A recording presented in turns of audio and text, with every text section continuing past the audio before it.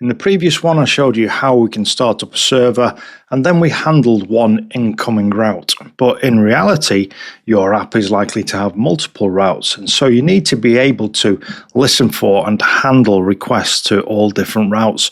So in this one, I'm going to show you how we can do that. First of all, I just want to return to the ListenAndServe function here just to explain the signature. So the address, this is the address of where your app lives. So if we're using localhost, we can just put the port and it will know how to find the app at that port on localhost. The handler, so we used nil for this. And so what this means is the handler is something custom which you can pass in order to handle your routing. In Go, you'll often hear this referred to as being a multiplexer, which in other languages is sort of the same thing as a router. And so what it's telling us here is the handler is typically nil, in which case default ServeMux is used. That means default serve multiplexer. And so if we don't provide an argument for this, or if we provide nil, then the default multiplexer will be used, and that will serve our purpose for these tutorials. Okay, so in this one we want to have a couple of different routes, and so we register them all exactly the same way. So we're going to say HTTP HandleFunc, and we want our route. So here we'll have like a home page, and we'll also have an about page. So that's the first argument. Can you remember the next one? For this one, we pass in a function, and that's the signature. First of all, the response writer, which implements the IO writer interface, and then the request, which is a struct representing your request and any fields which might be included with it, headers, etc. For this one, we'll just print out a message saying home page. So notice I'm using fPrintLine. That takes the writer as the first argument because we're printing to an output, in this case the response, and then we are just going to pass some text called home page. So if I want another route, then the simplest way to do that is just define another one. So here we'll say about, and we'll say about page, and then it's just a simple case of HTTP listen and serve once more. HTTP listen and serve. The address, we're just using localhost, so we can just pass a port number here. We're not using a custom handler. We'll just use the default, which means the default ServeMux, default serve multiplexer. And now all we need to do is start our server, or start up this app, and then visit those pages. So go run main.go. We are listening and serving. So the program is still running. It does not exit here. So for the home page, that's all I need for the address. And then let's visit about also. And then that tells us that we are on the about page.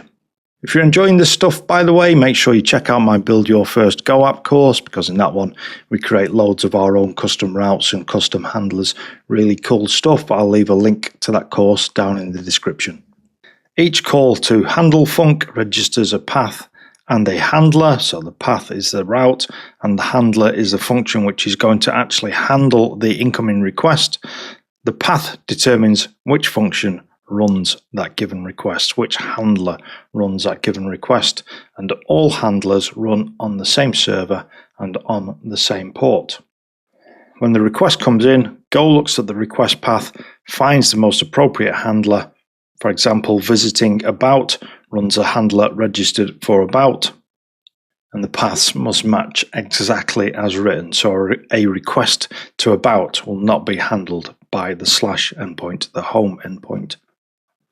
Okay, one other thing on the ServeMux here. So we've said that passing nil to Go uses the default request multiplexer, often referred to as the ServeMux, and this is responsible for storing the registered routes, matching incoming requests to handlers, and calling the correct handler function.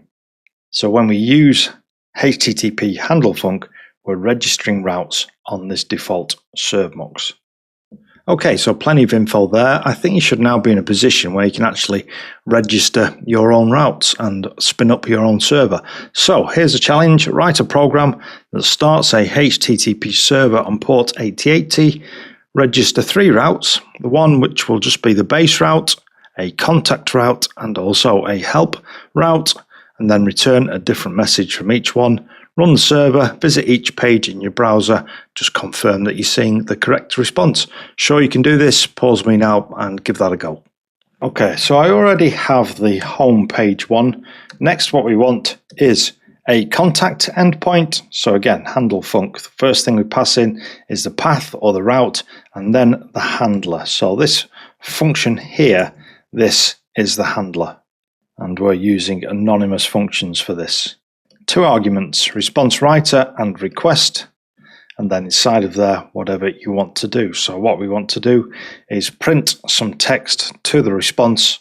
So we can pass in our response writer and then the text. And then we also want a help endpoint. So doing the same thing there, all works exactly the same. So all we need to do now is just listen and serve. Listen and serve, we'll say port 8080.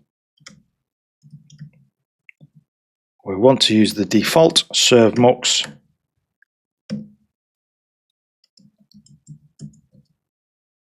So that is going to store all 3 of these registered routes and match incoming requests to the handlers. Alright, so let's go and try this out. So I'm stopping my app, I'm going to go run at main.go. So important to know that whenever you make changes to your code, you do need to stop the app from running and restart it again. Otherwise your changes will not have been recognized. So we had a contact endpoint. We also had a help endpoint. So hopefully all of that is working for you. Okay, so hopefully now you've got a good idea of how to handle multiple routes using the default ServeMux combined with listen and serve. So remember the stuff which I showed you there about the default ServeMux. Have a read of that in your own time and make sure you got a good understanding of that, and that'll really help you as we go forward with this. Hope you've enjoyed that one. Give the video a like, make sure you subscribed. One thing I will tell you about this particular lesson is that we cover a lot of this stuff and create our own custom handlers in the Build Your First Go app course. I'll leave a link in the description. Check it out and I'll see you in the next one.